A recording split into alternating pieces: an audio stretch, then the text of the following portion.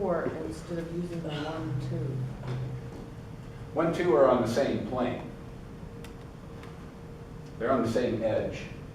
Oh, so you went to a different, oh, okay. Yeah, I was looking for edge views.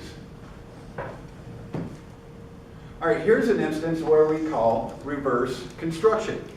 It's the exact same thing, we just work it backwards. So here's an instance where we have a front view and a right side view. Now, my inclined plane here has a hole in it. Since I'm going to rotate for my auxiliary and draw my hole here, it appears true size and shape. This is a true size and shape plane. It's foreshortened over here. Therefore, how does the ellipse have to appear over here? Or circle, I guess. It appears as an ellipse. The ellipse appears as an ellipse. The circle will also appear as an ellipse. Okay, remember our cases. If I look at a circle parallel to the long axis, it's always a circle. If I look perpendicular to the long axis, the cut is 45 degrees, it's a circle. All other cases are ellipses. This cut is not 45 degrees, therefore this thing appears elliptical. Let's use this, because this is an easy draw, to build this, because we don't know how that's going to appear. We need to transfer the major and minor axes to draw it. Okay? So we're going to go ahead and do that. We're going to do reverse construction. Now notice on this thing before I leave it, see this red line going right down through the center? That's a reference plane. And on circular items, this is a great place to put a reference plane because it gives you the center and it gives you one of the quadrants immediately.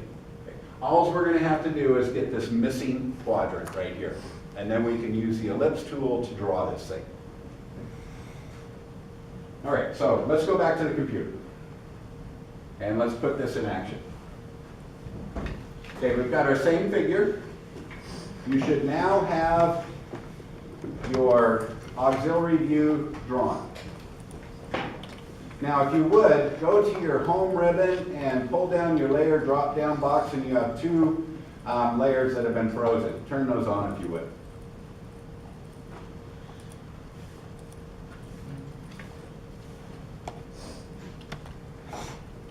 Okay, did you see a blind hole appear? If you turn on the hidden layer and the dim layer,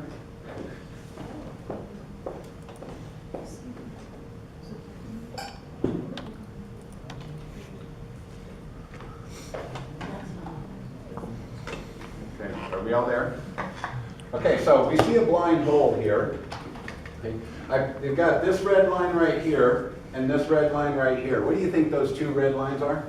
Center line. They're center lines, and they are reference lines. Okay. So the first thing we want to do is draw the circle here because it's a circle. It's easy to do. We're just going to put it smack dab in the center. That's going to control the depth, right? And I see that it is located in the depth here. So how do I locate that? First thing, let's get the reference line in at the right spot. Okay, so in essence, I'm going to draw my line and use my perpendicular snap again, and then move that to the center point. So right there. Okay. So I'm lining that up with my front view on the center line. Go ahead and throw that line in if you would.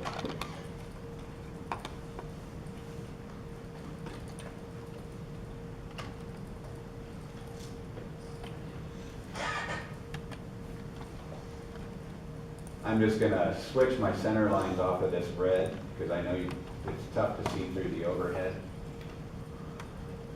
I'll change them to the text just so you can see them a little better. All right, does everybody have that line in?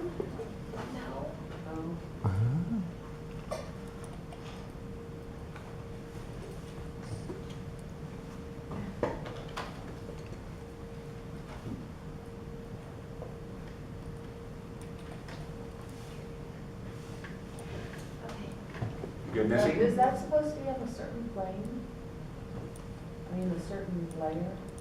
No, doesn't matter a bit. No, we don't care. We're not printing this.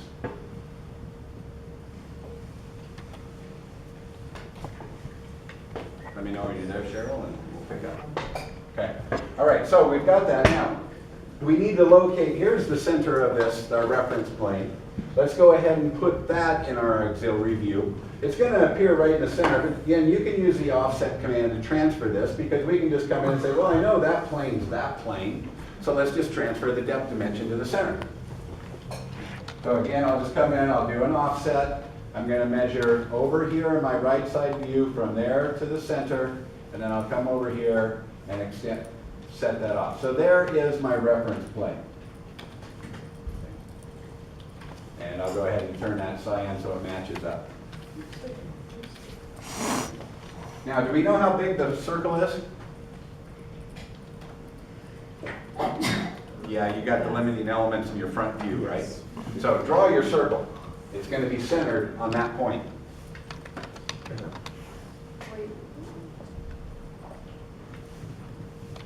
And how you get it, I'm just going to come down here and run the distance command. Measure from there to there, and I find that it is 1. So I'll come up here, and I'm going to do a circle that has a radius of 0.5 or a diameter of 1.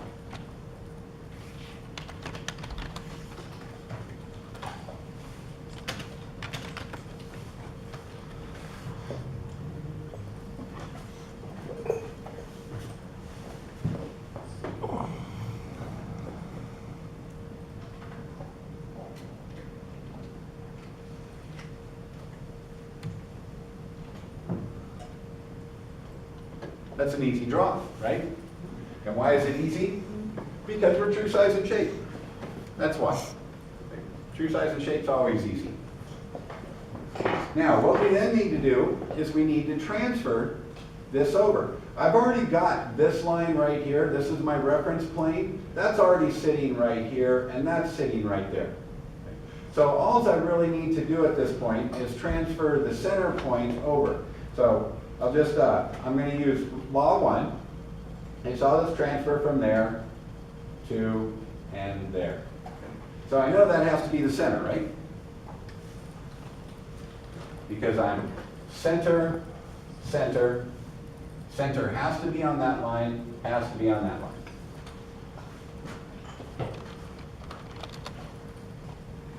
I don't know where that line came from.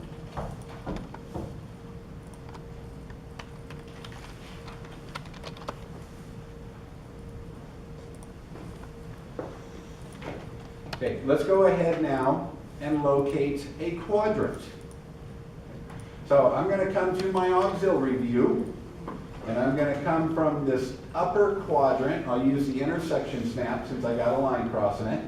And you can't use quadrant because the quadrant's going to be up at the top, right? Good. Then I'll use my perpendicular to come back.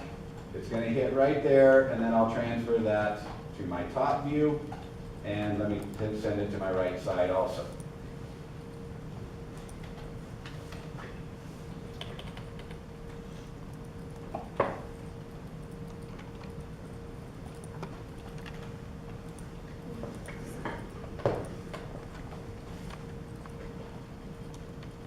So from my auxiliary view, I transferred the center to both of my related views.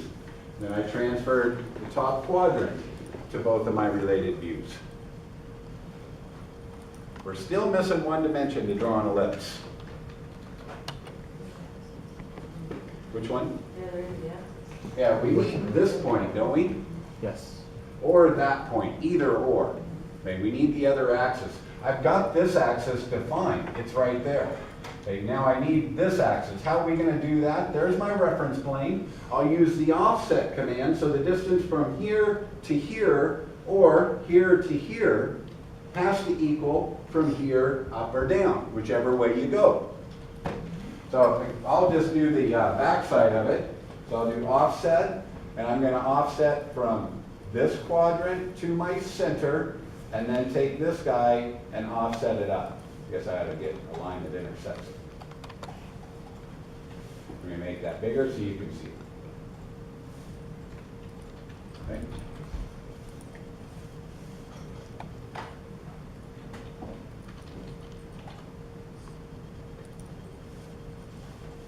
And you do that for both views, since we're going to draw it in both views.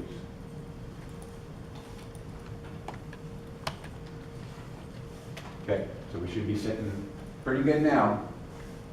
where all we did was we transferred the dimension from the center or our reference plane to the quadrant up here, there, and there. You can now draw your ellipse. I'll wait just a second before I draw mine so you watching.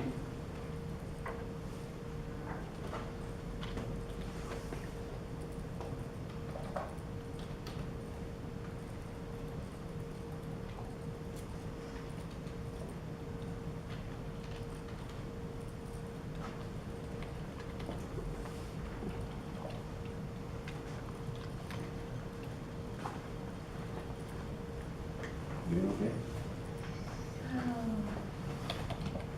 Yeah, that looks great. Just extend those lines in. Just extend them to the center. Because you'll have to stamp on the center. You doing all right? Okay. All right. All right, so let's throw our ellipses in.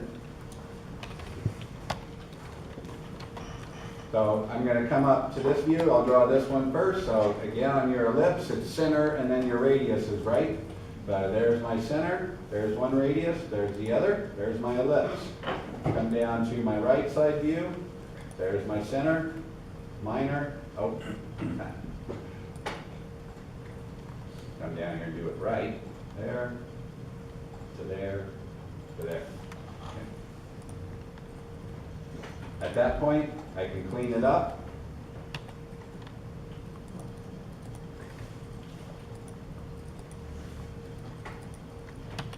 And I'm ready to rock and roll. You should be looking like this.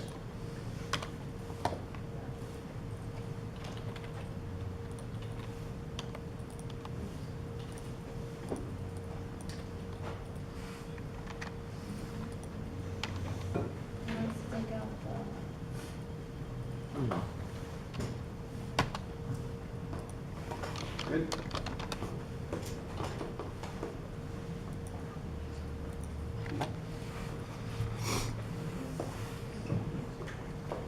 Y'all get it? Looks good?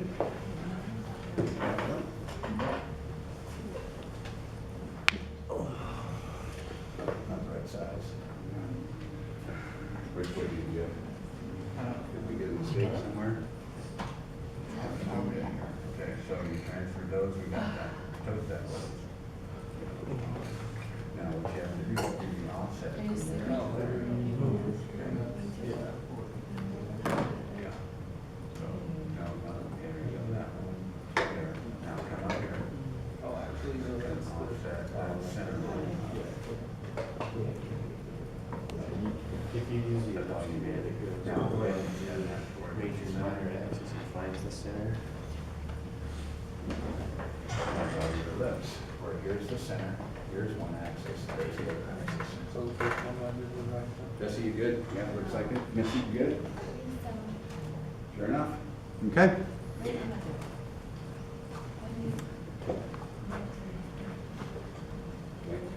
Can I get it? No. No. Julie. Okay. All right. Okay, backward. Okay, so this is your center, so ellipse. Hold on, hold on. Ellipse. Did you do it? This one, Do the center one. right? Oh, that's Okay, right. your center is right there. Right. Make sure you snap, yeah, right. No, there. There. No, that's one axis, there's the other. No matter which one you go to. Alrighty, so in essence, that's it, right? That's something to practice. Bless you.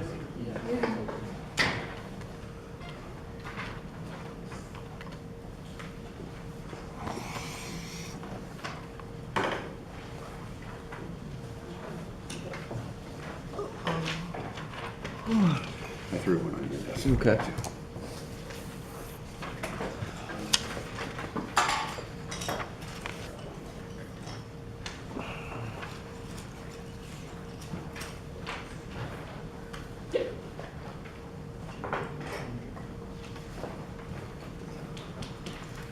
Alrighty, so if you would, I'd like you to do this worksheet today. While refreshing your mind, you're gonna, in essence, use the reference plane method on every one of these. So what are we doing here? You're doing the indicated auxiliary view. So this plane right here is that plane. Okay? So that's what you're going to use for a reference. When you come to the next one, because we're going to do partial views on all of these. When you look at this one, here's the surface you are going to be drawing. That plane right there is that one. Okay, so everything should be measured out this way. Now, to show you how to do these, I'm going to just kind of do number 1 for you. Where is my track? You think my kids were in here? Okay, I'll try my best to stay straight. So in essence, what I do here is I'm going to get, this is, by the way, this one's a dihedral angle. Okay, we're going to display a dihedral angle, true size and shape. Okay, so what you see here is in my front view, this is my right side. If you line these up, you're going to see that that cut lines up to right there, this bottom with that one, this bottom with that one for the top. Okay? Now that gives me my angle. So I'm going to be projecting this way. Okay, so real quickly, let me throw these out. So these are my projection lines.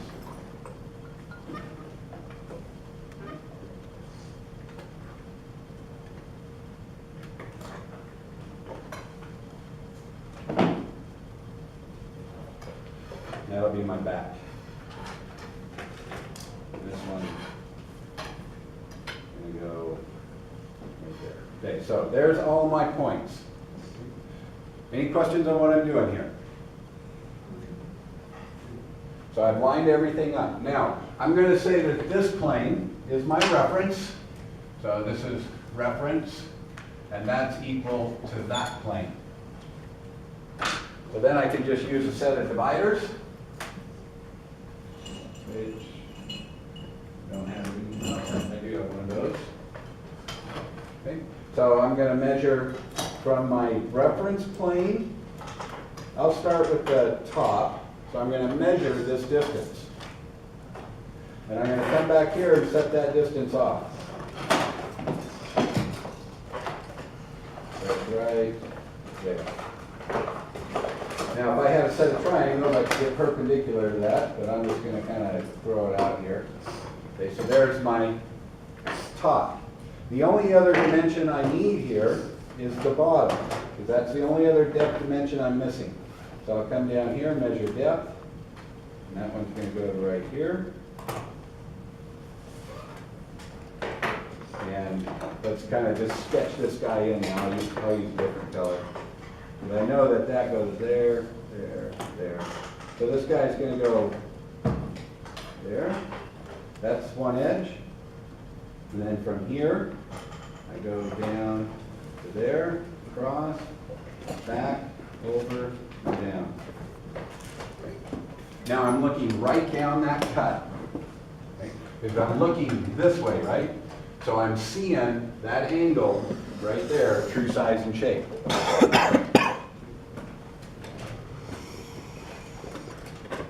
And again, all I did was I used my reference plane. Okay, so the distance from reference plane to the bottom, reference plane to the bottom. Distance from reference plane to the top, reference plane to the top. Use law 1 to project them all in, and you're pretty much golden. Just connect the dots. Yes, How'd you Katie? get that middle line? Was it an offset of that back one? I'm sorry, say that? How'd you get that middle red line that goes in between all of them? Which one? No, the middle one that crosses in between all the lines. This Yeah. one? Yeah, how'd you get that? Okay, that one is the distance from here to here is the same as here to here. Okay, I'm talking about the red one. Yeah, come point to it. He just should. This one. Did you just do it? No, no, it's going to be parallel to this, right? Remember, one of our rules of orthographic projection, a plane parallel and one view is parallel and all. This is parallel to this, right? And so like you measured that, okay, you measured from there to there. Okay. Yeah, and I had this line given to me, so I knew my angle. So just stay on that same angle, Amy, and put it in this distance. Okay. So you only have to use one of those. Yeah, since we used a reference plane, I had 2 measurements is all I had to do on the whole thing. The rest of it is projected. Remember, you will have to measure from related views. You can always project directly from an adjacent view.